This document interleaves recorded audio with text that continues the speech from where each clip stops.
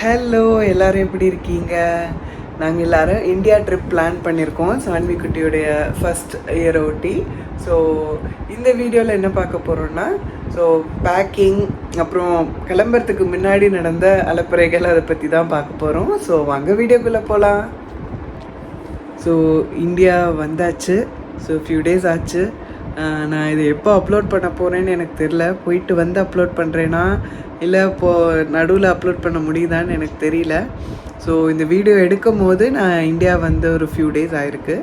So வந்து இன்னும் ஜெட்லாக்லாம் போகல, அப்படியே தூக்கத்தில் சுற்றிட்டுருக்கோம்.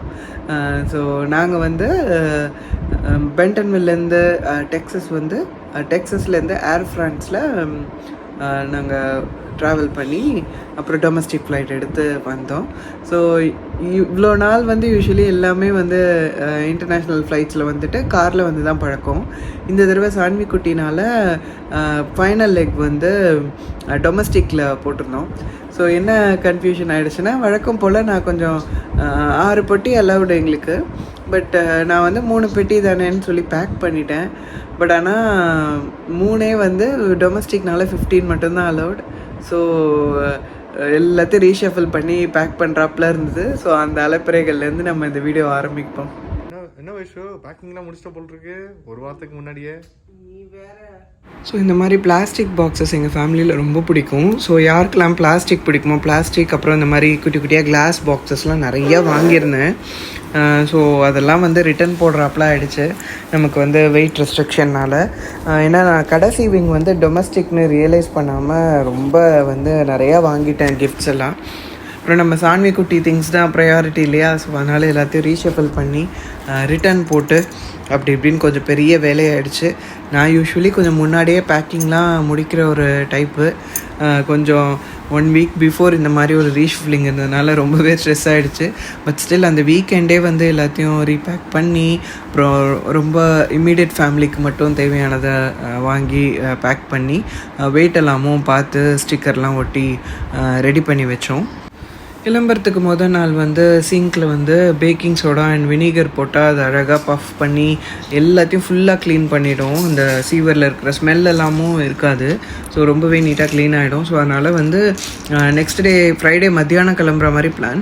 ஸோ தேர்ஸ்டே மத்தியானமே வந்து நெக்ஸ்ட் டேக்கு தேவையானதை குக் பண்ணி வச்சுட்டு எல்லாத்தையும் வந்து வாஷ் பண்ணியாச்சு. ஸோ இன்ஸ்டா பாட் இடுக்கில் எல்லாமும் க்ளீன் பண்ணி அந்த ரைஸ் வாட்டர்லாம் ஒரு இதில் கலெக்ட் ஆகும், அதெல்லாமும் ஃபுல்லாக கிளியர் பண்ணி அப்புறம் வந்து ஏர் ஃப்ரையர் அப்புறம் சமைச்ச குக்கர் எல்லாம் ப்ரீவியஸ் டேவே வாஷ் பண்ணி வச்சாச்சு. ஸோ தட் நம்ம கிளம்புறதுக்கு முன்னாடி வந்து காஞ்சிடும், எடுத்து வச்சிடலான்னு.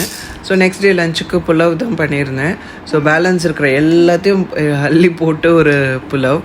ஸோ அப்புறம் பேண்ட்ரியில் பார்த்திங்கன்னா மோஸ்ட்லி நம்ம வீட்டில் டப்பர்வேர் பாக்ஸஸில் இருக்கும். ஸோ அதனால் அதெல்லாம் வந்து பெருசாக டிஸ்டர்ப் பண்ணல. பட் சில ஐட்டம்ஸ் இருக்கும் இல்லையா, வெல்லம், தேங்காய் எண்ணெய், அதெல்லாம் சம்டைம்ஸ் வந்து எறும்பு வந்துடும். அதனால் அப்புறம் தேன் அதெல்லாம் மட்டும் ஒரு ஜிப்லாக்கில் கெயின் போட்டு வந்து மூடி வச்சுட்டேன். அப்புறம் கனடாவில் வந்து இந்த பெப்பர்மெண்ட் ஆயிலை அப்பப்போ ஸ்ப்ரே பண்ணி விட்டால் எறும்பு பூச்சிலாம் வராது. ஸோ ஹோப்ஃபுல்லி இங்கேயும் ஒர்க் ஆகுன்ற நம்பிக்கையில் அதெல்லாம் வந்து கொஞ்சம் ஸ்ப்ரேயும் பண்ணிவிட்டு அப்புறம் அந்த பாட்டிலில் திறந்து அப்படியே வந்து பேண்ட்ரிக்குள்ளே வச்சு ரெடி பண்ணிட்டேன். ஸோ நெக்ஸ்ட்டு ஃப்ரிட்ஜ் எல்லாமும் கிளியர்ட். நெக்ஸ்ட் டே பிரேக்ஃபாஸ்ட்டுக்கு தேவையான ஐட்டம்ஸ் தவிர்த்து பாக்கி எல்லாத்தையும் கிளியர் பண்ணியாச்சு. அப்புறம் வித்யுத்துக்கு தேவையான வீடியோஸ் வந்து யூடியூப் ப்ரீமியம் போட்டு அதெல்லாம் டவுன்லோட் பண்ணி வச்சாச்சு. ஏன்னா ஃபார் அ மந்த் வந்து இங்கே அங்கேயும் சுற்றிட்டுருப்போம். ஸோ அதனால் வீடியோஸ் இருந்தால் பெட்டர். ஸோ அதுக்கப்புறம் வந்து வீடை வந்து பேசிக்காக ஃபுல்லாக க்ளீன் பண்ணிவிட்டு, ஏன்னா வரும்போது நமக்கு எப்படி இருக்கும்னு தெரியாது. ஸோ க்ளீன் பண்ணிவிட்டு அப்புறம் மேலே ஷீட்ஸ் எல்லாம் போட்டு விட்டுட்டு அதுக்கப்புறம் கிளம்பியாச்சு. ஸோ பென்டன்வில்லேருந்து டெக்ஸஸ் போகிறதுக்கு கார் வந்து ரெண்ட் பண்ணியாச்சு. ஏன்னா ஏர்போர்ட்டில் அப்படியே விட்டுட்டு போயிடலாம் அப்படின்னு சொல்லிட்டு. ஸோ தேர்ஸ்டே ஈவினிங் கிளம்பி நைட் வந்து கல்பனாக்கா வீட்டுக்கு வந்தாச்சு. ஸோ கல்பனாக்கா சூப்பராக வந்து இந்த அசோகா ஹல்வா பண்ணியிருந்தாங்க, அப்புறம் பன்னீர் பட்டர் மசாலா, சப்பாத்தி எல்லாம் பண்ணியிருந்தாங்க. 5 hours ஒரே ஸ்ட்ரெச்சில் வந்து ட்ரைவ் பண்ணிட்டு வந்தது ரொம்பவே டயர்ட் ஆகிடுச்சு. சரி நெக்ஸ்ட் டே ஜேர்னி இருக்குதுன்னு சொல்லிட்டு நல்லா தூங்கியாச்சு, வந்து சாப்பிட்டு படுத்தது தான் தெரியும், செம்ம தூக்கம். அப்புறம் நெக்ஸ்ட் மார்னிங் வந்து அழகாக அக்கா வந்து கோலம் போட்டுட்டு இருந்தாங்க. சரி அதை ரெக்கார்ட் பண்ணுவோம் அப்படின்னு சொல்லிட்டு அதான் எடுத்தேன். ரொம்பவே பீஸ்ஃபுல்லாக இருந்தது, பார்க்குறதுக்கே அவ்வளோ அழகாக இருந்தது. அப்புறம் அக்கா வந்து பிரஞ்ச் மாதிரி பண்ணியிருந்தாங்க. ஏன்னா எனக்கு தோசை பிடிக்கும், தோசைனா கொஞ்சம் அடவாக சாப்பிட்ருவேன். ஏன்னா ராமுக்கு பொங்கல் பிடிக்கும். ஸோ அதனால் தோசை பொங்கல் வடை வேற கேட்க வந்து வேண்டாம்னு சொல்ல கேட்காம வந்து வடை பண்ணியிருந்தாங்க. ஸோ எல்லாத்தையும் நல்லா சாப்பிட்டுட்டு அப்புறம் வந்து கையில் குழந்தைக்கு வந்து ஃப்ளைட்டில் சாப்பிட்றதுக்கு வந்து பேக் பண்ணியிருந்தாங்க. ஸோ அதெல்லாமல் எடுத்துக்கிட்டு ஏர்போர்ட்டில் வந்து ட்ராப் ஆஃப் பண்ணிவிட்டு கிளம்புனாங்க. அம்மா வீட்டிலேருந்து அம்மா வீட்டுக்கு போகிற மாதிரி ஒரு ஃபீலிங். ஸோ இதுதான் வந்து ப்ரீ ட்ரிப் நடந்த விஷயங்கள்.